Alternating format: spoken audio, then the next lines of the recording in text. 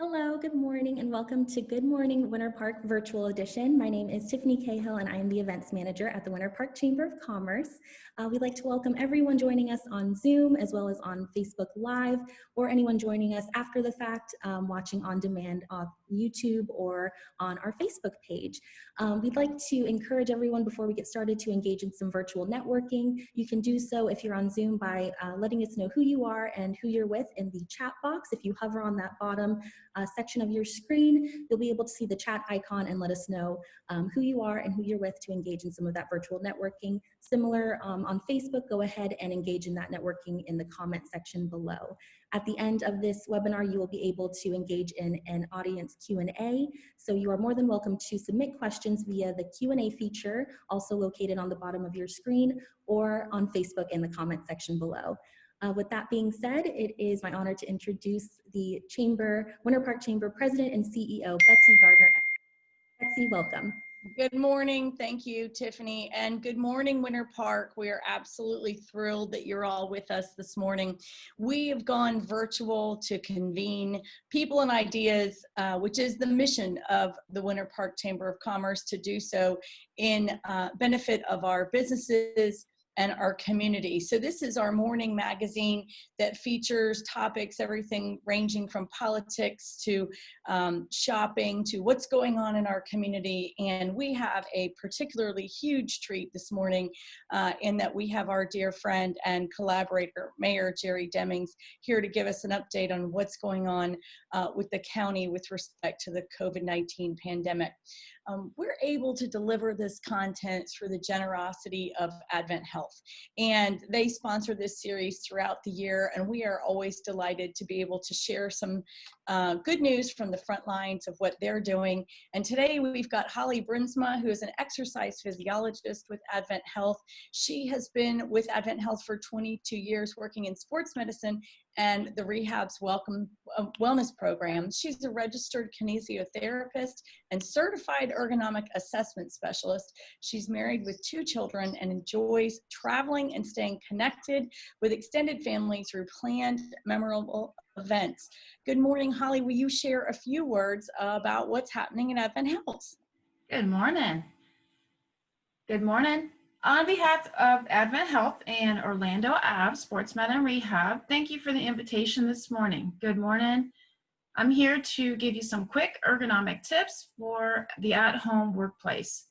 So number one, be mindful of the risk factors for musculoskeletal disorders. For example, the static and the awkward working postures, repetition, 2 hours or more of exposure, contact stress or force, 2 hours or more of exposure. Number 2, be sure to adjust your workstation to fit you. So the chair, a quick example or quick tip, facing your chair, standing up, your knees should just be on the top of that seat pan.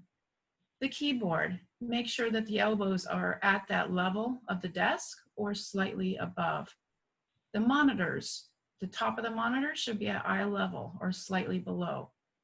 And number 3, check your posture. Aim for relaxed, neutral working postures.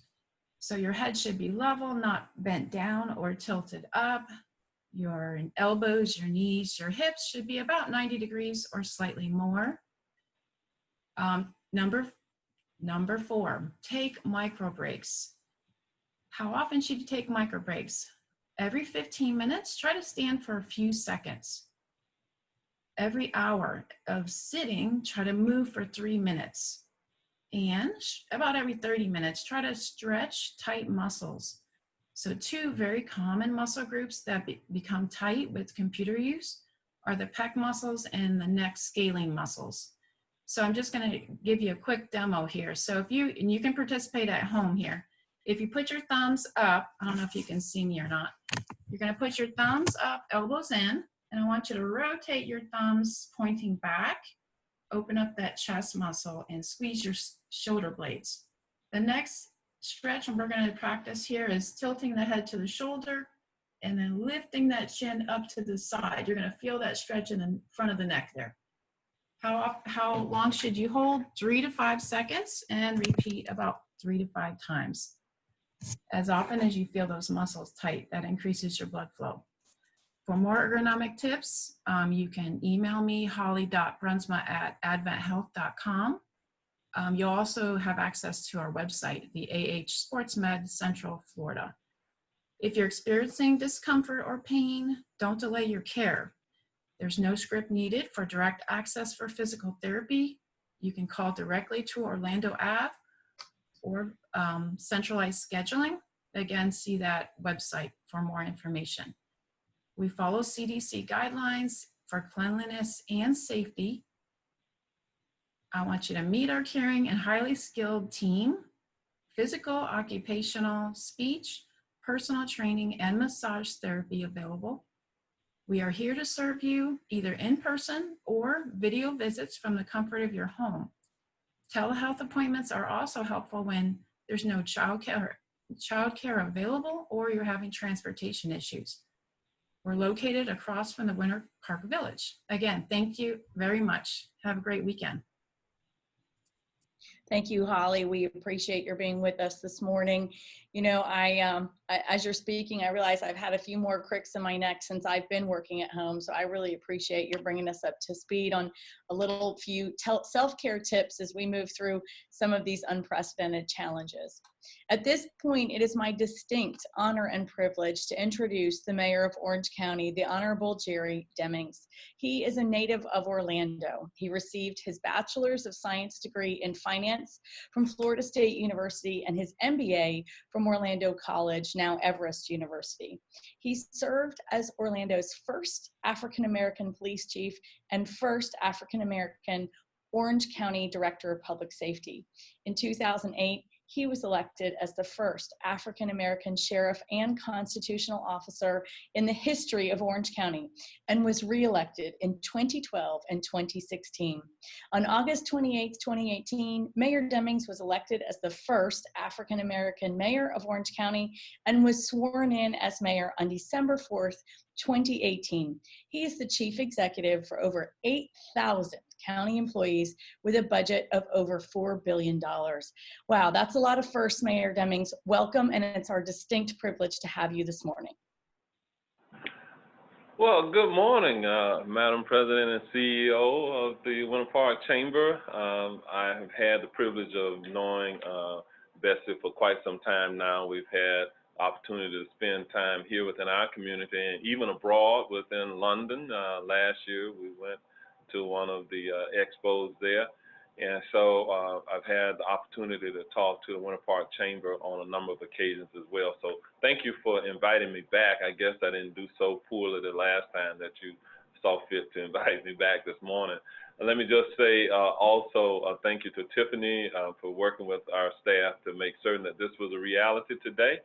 And also let me recognize Ms. Holly Brunsma for those helpful tips that she gave this morning. I'll keep that in mind. I've had the privilege to work very closely with AdventHealth during the last 5 months as we have been dealing with the pandemic. What my goal is today is to really go through a brief PowerPoint presentation where I'm going to talk about the state of Orange County. Back in June, I did the state of the county, which is a requirement under the county charter that each year there has to be a state of the county that is presented. This year, because of the extraordinary circumstances that we find ourselves in, I did that virtually this year, but albeit at the Orange County Convention Center. And so I'm going to talk a little bit about where we were within the 2019-2020 period of time and where I believe that we're headed. First, I want to remind you that Orange County's economy was firing on all cylinders when we started the calendar year 2020, the year of vision. In 2019, it was a record-setting year for us here within Orange County.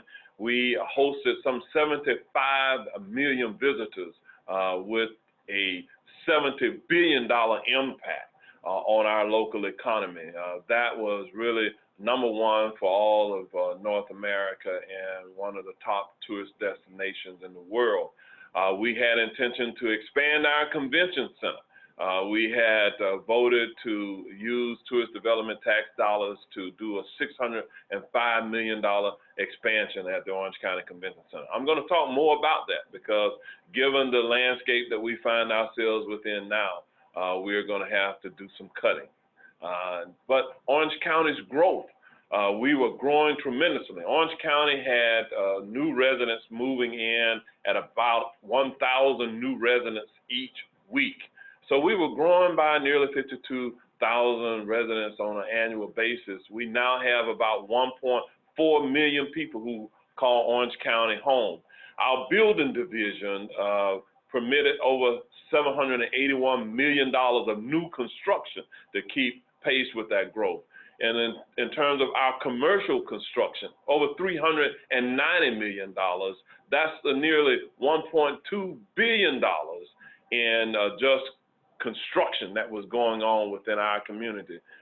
We have been able to reduce the turnaround time for our permitting processes here within Orange County to 10 days or less.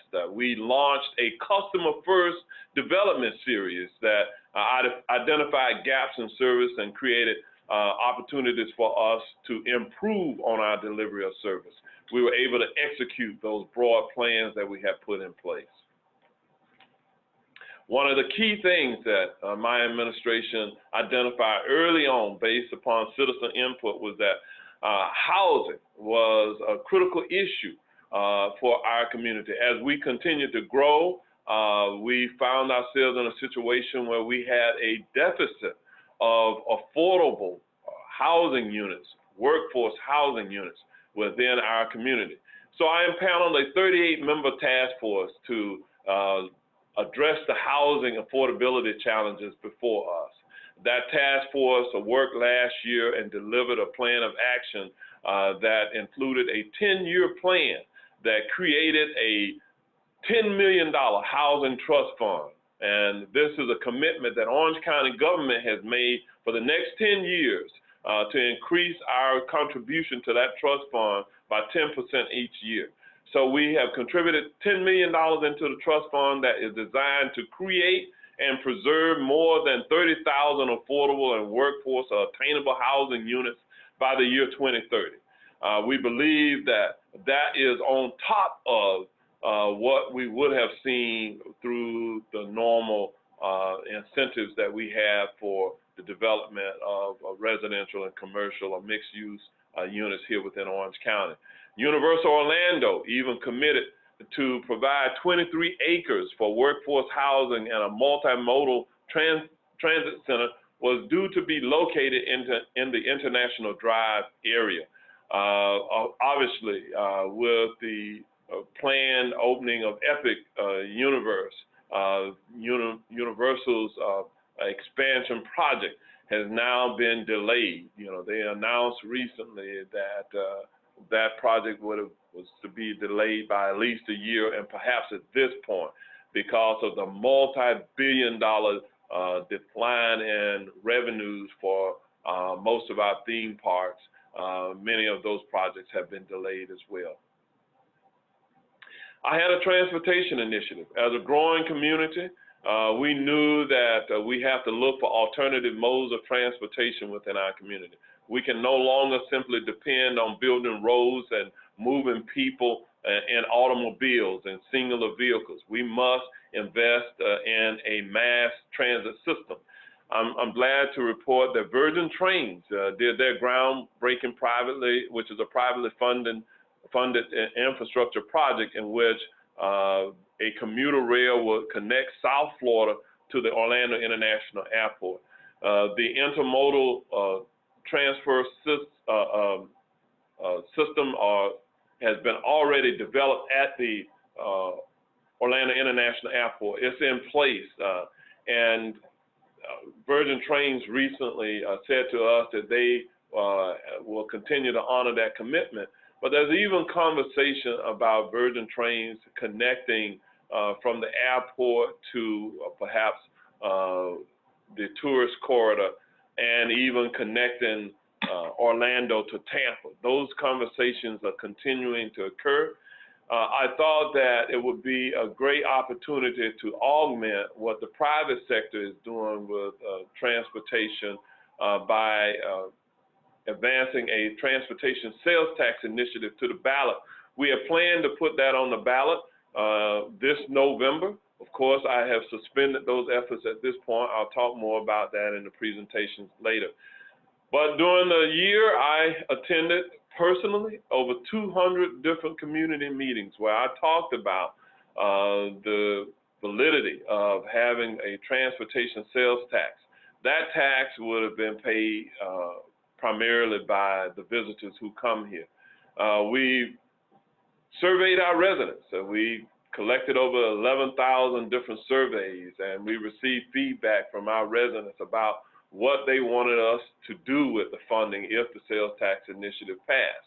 And we had a plan of action. We worked with our municipalities. Orange County has 13 municipalities or cities within this 1,000 square mile county, and we were working with them on a plan going forward. Then coronavirus came upon us, a word that those of us who are living during the present time will never forget. This COVID-19 virus has impacted the entire globe, and certainly it has impacted us here locally. I want to walk you back in time. If you can see here, the first case in the United States was documented in January of this year. However, in March the 13th, we issued a local state of emergency, and we have been under that state of emergency continuously for the last nearly 5 months now. That's an unprecedented period of time. But on March the 13th, in the U.S., we had but 1,300 cases reported.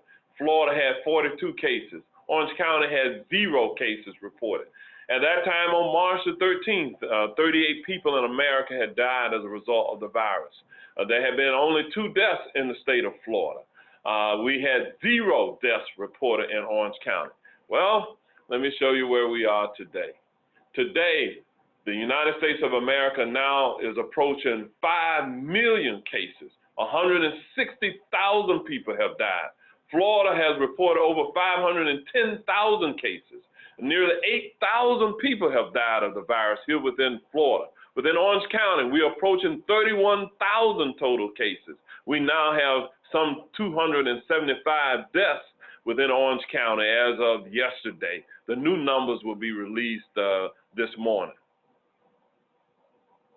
You can see here, this dashboard is a quick snapshot of where we are. The median age for individuals who have tested positive within Orange County is now about 36 years old.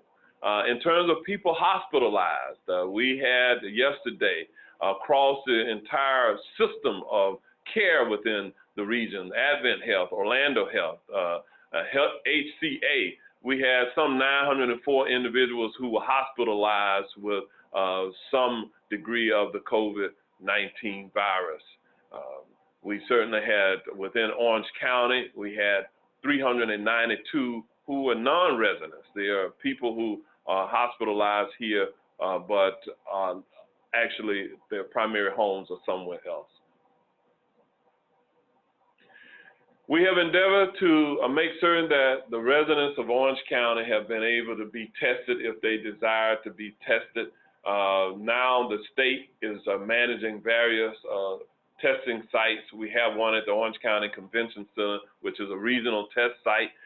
Today, you can go and get a test there. If you have symptoms, there's a lane devoted just for those individuals. They are also testing children between the age of 5 and 17 at the Convention Center, as well as others, senior citizens and others who are asymptomatic can also be tested at the regional test site. In terms of our economic recovery, obviously this virus has impacted us greatly. It has had a negative multi-billion-dollar impact on us. I convened a task force of community members, some 50 individuals representing the major employers, the sports organizations, small businesses, regional partners, community-based organizations, various chambers, and the faith community. The task force is co-chaired by Mr. George Argel, the president and CEO of Visit Orlando, and Mr. Tim Giuliani, who is the president and CEO of the Orlando Economic Partnership. The goal of the Economic Recovery Task Force was to look at a phased approach to reopening businesses. Obviously, we remain under an executive order by Governor DeSantis, who closed certain businesses, and before businesses were allowed to reopen, they had to submit reopening plans to the county mayor or the county commissions at the local level to gain approval and recommendations to the governor to open up certain types of businesses. The reopenings are really going to be phased in over time. We're technically right now in what the governor calls the full phase 2 reopening, which means that there are still certain types of businesses that remain closed. Bars and some other businesses are not operating at full capacity. When we look at our retail outlets, many of them are not operating at full capacity. We open hair salons and barbershops and nail salons and the like here within the community. And certainly those businesses that were deemed essential businesses remain open during the entire time. These are your grocery stores and other types of businesses that support our lifeline. The task force identified 4 priorities. Number 1 was to assist businesses with best practices and data-driven policies to protect the safety of employees and customers upon reopening. Number 2, to support small to mid-sized businesses as they reopen. We have provided certain personal protective equipment to those businesses. We've provided crisis assistance to businesses as well as individuals and families. We developed a framework that ensures that businesses are compliant with the safety guidelines. Today we have a compliance or strike team that goes out unannounced, and they've visited to date over 600 different businesses. About 77% of the businesses that they have visited have been found to be compliant with those CDC guidelines or the executive orders that have been issued either by the state or here at the local level. The goal was to revitalize tourism and build visitor confidence. The task force developed 7 guidelines on reopening business. Those guidelines, again, were submitted to the governor and ultimately were approved. We launched a personal protective equipment program for small businesses and faith leaders here. To date, as a result of the CARES Act funding that Orange County has received, we have provided free to the public over 8 million masks. We have distributed those through our small businesses. We have given them to faith-based organizations. The fire department has a leave behind program. Every time they run a call for service, if individuals at that call need personal protective equipment, they leave behind personal protective equipment. We also have distributed this equipment through our various COVID-19 testing sites. And in preparation for the storms that we're in the storm season, this is hurricane season. It will last through November. Last week, we had sandbag locations in which members of the public could come and get free sandbags filled. They would have to fill them themselves. We provided the bags and the sand, and we also gave away PPE at those locations. We have now given over 1 million bottles of hand sanitizer to our community. And again, with the face mask, we know that it has been proven that it could be very instrumental in slowing the spread of the virus within our community. If we wash our hands, we watch our distance, and if we wear a mask, those 3 W's, if you will, can help us diminish the spread of the virus within our community. The consumer confidence surveys were distributed to over 15,000 of our residents, and what our residents said to us was what they wanted to see as we reopen business in order to feel comfortable going back in and patronizing our businesses. They wanted to see certain things. We shared that on our website at ocfl.net/Orange Cares. You can go to the website and get various information about what the respondent said. So if you're in business, you want to be successful, there are certain things that your patrons want to see. I will encourage you to take a look at those key findings that we found.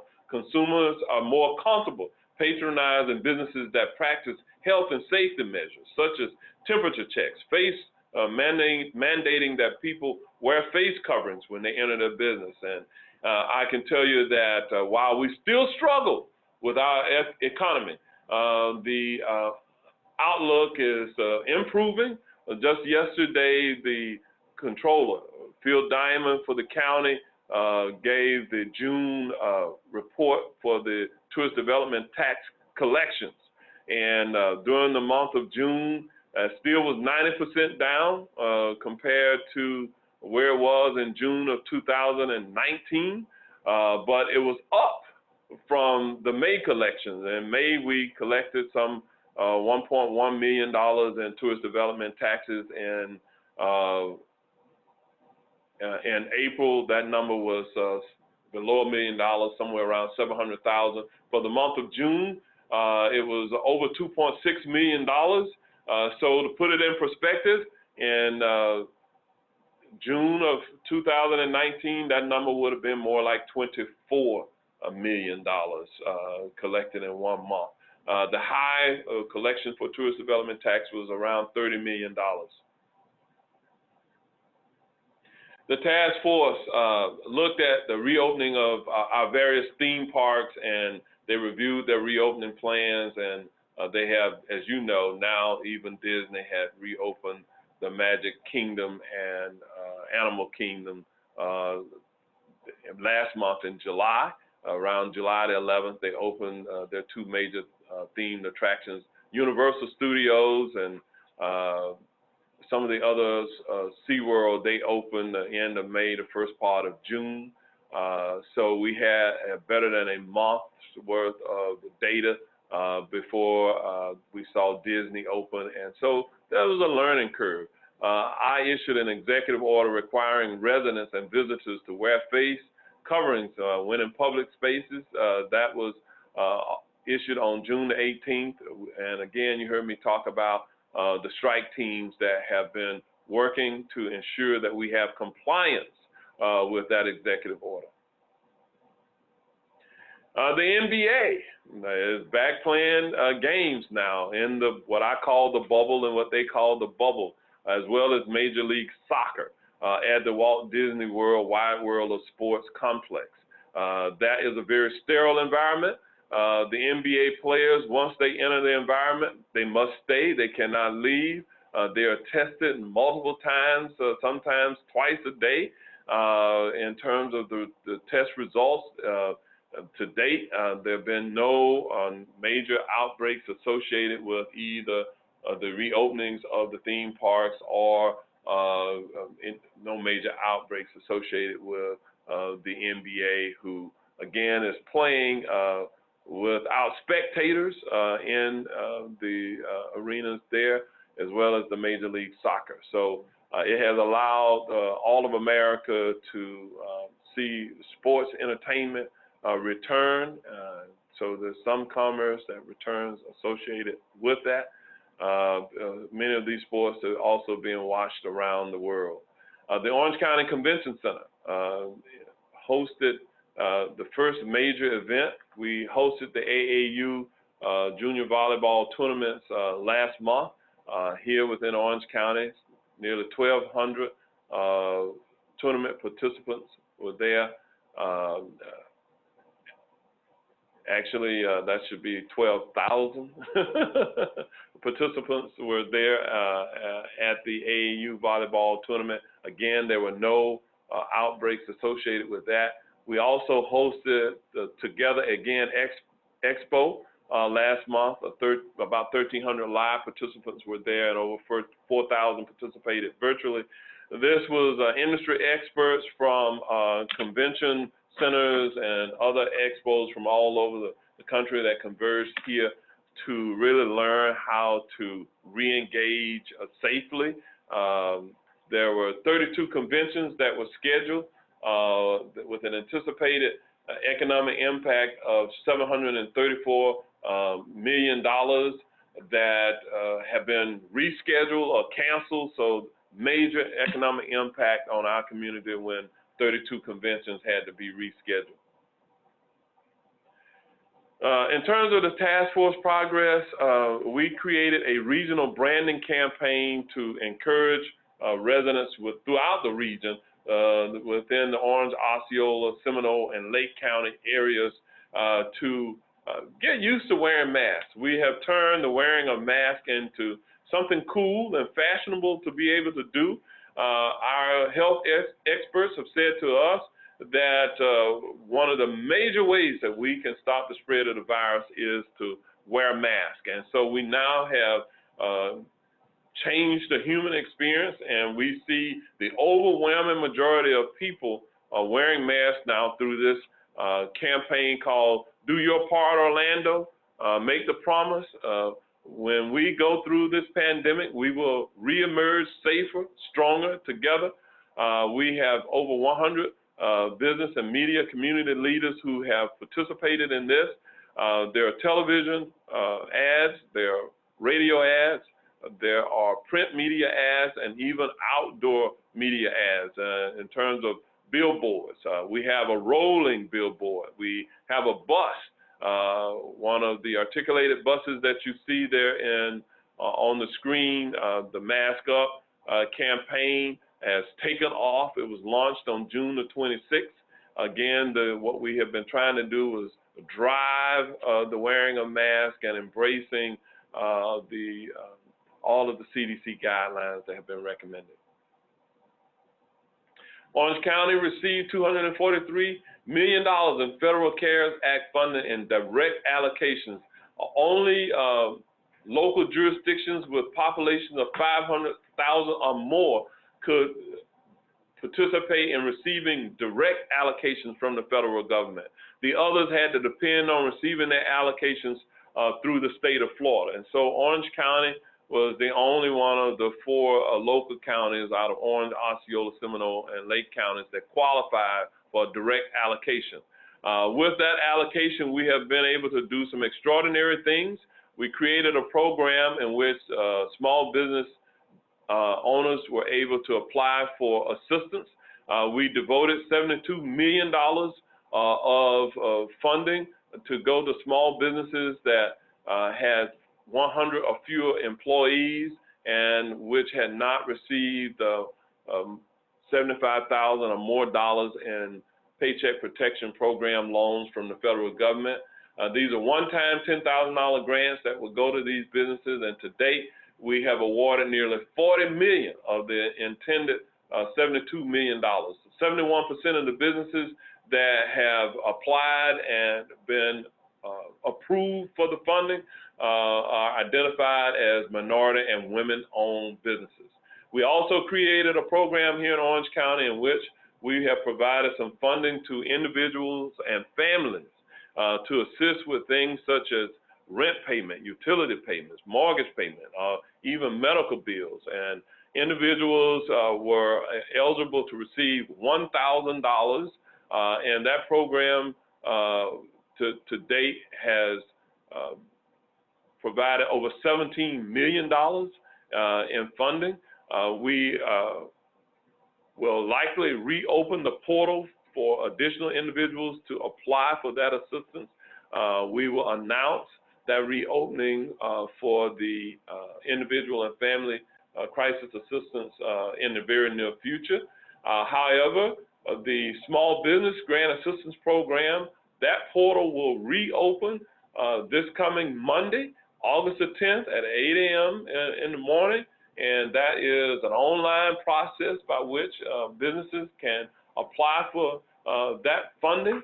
We expanded that to include sole proprietorships that may be home-based for those who have 3 or fewer employees, and that may be home-based.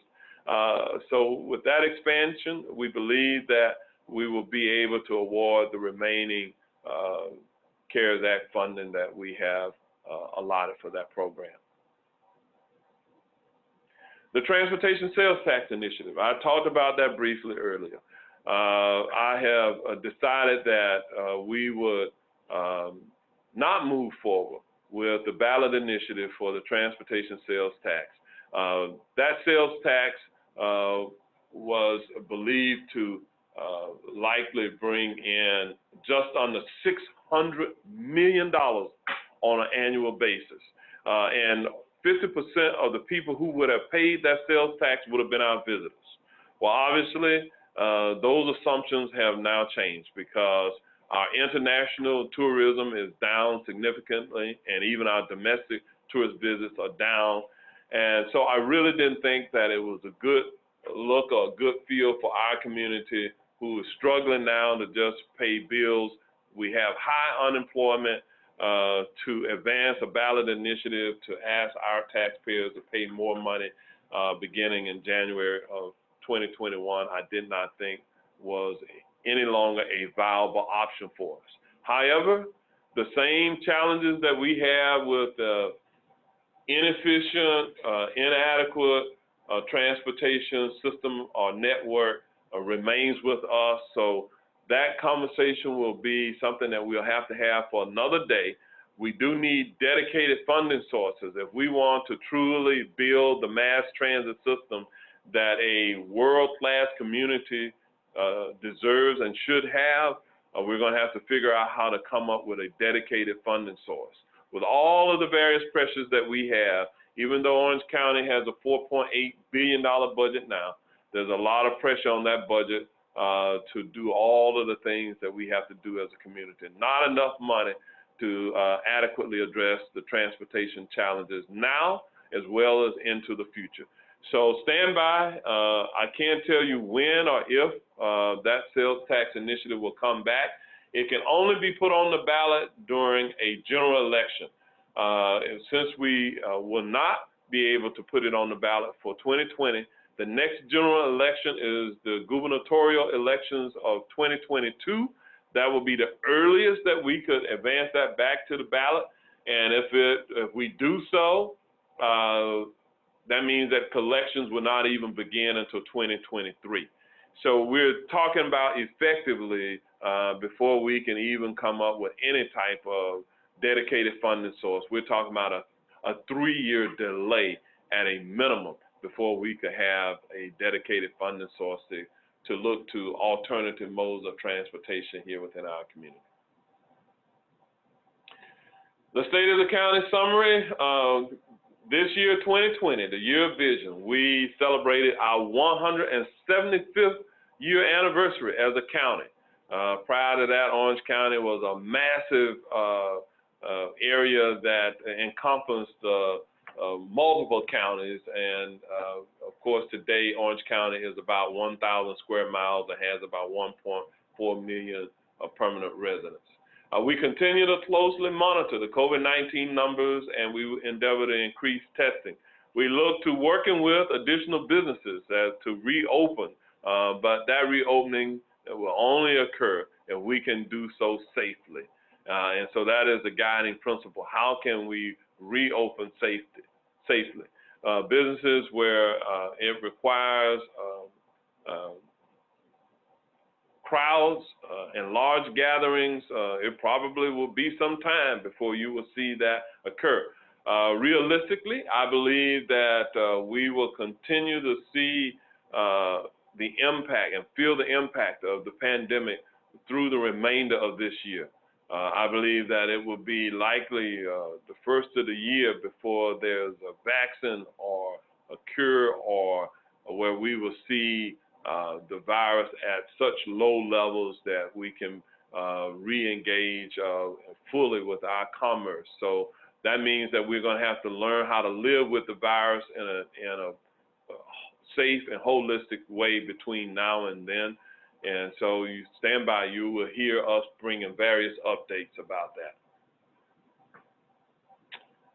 And so with that, I took up more time than I probably should have. So I'm going to, if it's okay with the Chamber President, Ms. Gardner, I will open it up and take a few questions if that's okay with you. Thank you so much, Mayor Demings. I just returned from vacation out west and people said, oh, you're from Florida. And I said, well, no, we're from Orange County. We're doing a lot better than the state of Florida and Orange County because we have a great leader here in Orange County that's done a great job on behalf of our citizens and residents in Orange County to keep us a bit safer than the Florida average. So we appreciate you taking the time to let everybody know all the steps you've taken to help promote economic recovery and to keep us all safe right now. It's been a great piece of visionary leadership, and I know we're all grateful. We do have a couple of questions. I wanted to go through and share a few of them if you'd be kind enough to take a few questions, Mayor Demings. One of them is from our dear friend, Mr. David Odahowski of the Edith Bush Foundation. And he was asking when you all have a sense, if any, of how long the economic impacts of this are going to endure. Do you see it enduring into 2022? Do you feel like things are gonna settle out in 2021? Maybe if you could use your crystal ball and share with us a little bit about that. I will do my best. We have engaged several different economists. Dr. Sean Snaith is widely known here within this area. And we've looked at their projections, given the variables that we see. It is probably going to realistically be a 3 to 5 year period of time before we see our community fully recover from this recession that we're in. I believe that as we enter 2021, we will see things begin to really improve significantly at that point, because it is likely that we'll have a vaccination. It is likely that we'll know more about the virus. As you know, there's a lot of antibody testing being done now, and so within our healthcare industry and profession, they're trying to understand the medical science behind individuals who have tested positive, if their convalescent plasma will be helpful in assisting individuals in recovering from the virus, or if it would even allow them, if they are infected, to have minimal side effects from the virus itself. So I think that realistically, it'll be 2021 will be a better year than 2020. Many of the conventions that canceled, those 32 conventions that I talked about, many of them, we created incentives for them to rebook in 2021. So I believe that in terms of consumer confidence, if we can get the positivity rate at the 5% or lower rate, what the healthcare experts say is that when you can get to that rate, you essentially have contained the virus within your community. I can tell you, pre-Memorial Day, we had sustained periods of time where the new daily positivity rates were in the 3% or below range. And then Memorial Day, they had cabin fever, they got out, they didn't mask up, they did a number of things. So we had mass demonstrations where we had many young adults and others who were not wearing masks. They went to bars and weren't masked up, and we had major outbreaks that really just created a rapid spread of the virus within our community. So now I can tell you, for the last 7 days, essentially each one of those days, the daily positivity rate has been in the single digits, less than 10%, has ranged from about 6% to as high as 8.8%. So for me, that signals that some of the things that we have put in place are working. And so that means that we have to hold steady on those limitations and restrictions that have been put in place. As school reopens, on next Monday, Orange County Public Schools will be re-engaged, where students will go to school virtually. They are not slated to go back to in-person learning until August the 21st, I believe, is the date. So hopefully between now and then, we'll understand more about the virus itself. Parents will likely have options to either send their children back to school the end of the month, or to allow them to continue doing distance learning. That is something that our school district has been setting the protocols for. So all of these things that we're doing, we're monitoring very closely. And so I again believe that our economy, we will see month-over-month increases between now and the end of the year. But I look to 2021, January, before we see any significant return of our tourism here. We have some other questions. Tiffany, do you have them coming in on your end? Yes, I do. So we do have one question from Facebook, Mayor Demings.